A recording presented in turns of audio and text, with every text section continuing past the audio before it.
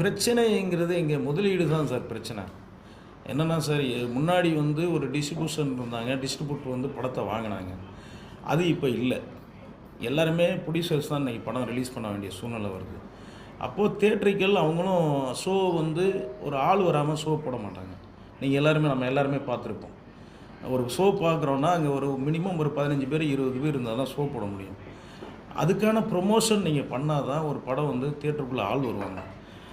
ரெண்டாவது, நீங்கள் ப்ரொமோஷனே பண்ணாமல் டக்குன்னு ஒரு படம் ரிலீஸ் பண்ணுறாங்கன்னா மக்கள் எப்படி உள்ளே வருவாங்க? உள்ளே வர வாய்ப்பே கிடையாது. திடீர்னு ஒரு போஸ்டரை விட்டு வாங்க தியேட்டருக்குன்னா எப்படி வருவாங்க? அப்போ வராதப்போ அந்த கரெக்டாக ப்ரொமோஷன் நம்ம பண்ணாதப்போ தியேட்டர் எப்படி கிடைக்கும்? உங்களுக்கு கிடைக்காது. கன்ஃபார்மாக கொடுக்க மாட்டாங்க. நீங்கள் சின்ன படமோ பெரிய படமோ நல்ல ப்ரொமோஷன் பண்ணணும். அதுக்குன்னு ஒரு பட்ஜெட் வச்சுட்டு நீங்கள் பண்ணும்போது தான் அது வந்து மக்கள்கிட்ட போய் நீங்கள் சேர்க்க முடியும்.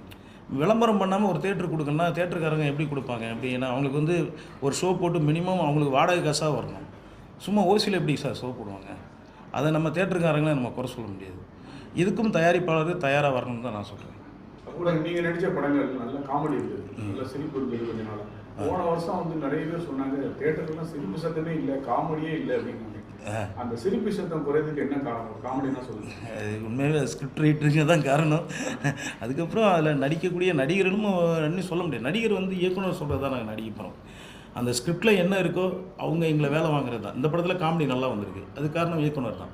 இதில் போய் நான் நடிச்சிட்டேன்னா நான் நடிக்க தான் முடியும். பட் ஸ்கிரிப்ட் எழுதுகிற அவங்க தானே.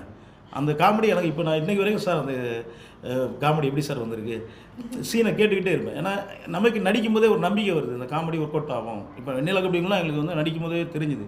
அதை தேட்டரில் நாங்கள் என்ஜாய் பண்ணோம். அதை சிரித்து மக்கள் ஆரவாரம் பண்ணும்போது தான் எங்களுக்கும் ஒரு சந்தோஷம் இருக்குது. ஃபீல் படம் மற்றும் காமெடி படங்கள் இப்போ அதிகமாக வந்ததுன்னா நல்லது. இன்றைக்கி மக்கள் இருக்க மனநிலைக்கு வந்து காமெடி படங்கள் ரொம்ப தேவைப்படுது. அதுக்கு முன் வந்தாங்கன்னா டைரக்டர்ஸ் ரொம்ப நல்லாயிருக்கும். ஏன்னா ஆக்ஷன் படமாக இருக்குது, ஃபுல்லாக வெட்டுறது குத்துறது நடக்காததாக காமிக்கிறாங்க சினிமாவில். ஜனரஞ்சகமாக இப்படி காமிச்சா இன்னொன்று கொஞ்சம் நல்லாயிருக்கும். தமிழர் வந்து முக்கியமான கேரக்டர்னு சொன்னாக்கா இப்போ கேமராமேனுக்கு நிறைய ஒர்க் வந்து. ஆமாம் சார், இது த்ரில்லர் படம் சார். சொல்லுங்கள். ஆமாம் சார், கேமராமேன் நல்லா வந்துடுறீங்களா? ஒர்க் பண்ணாங்க.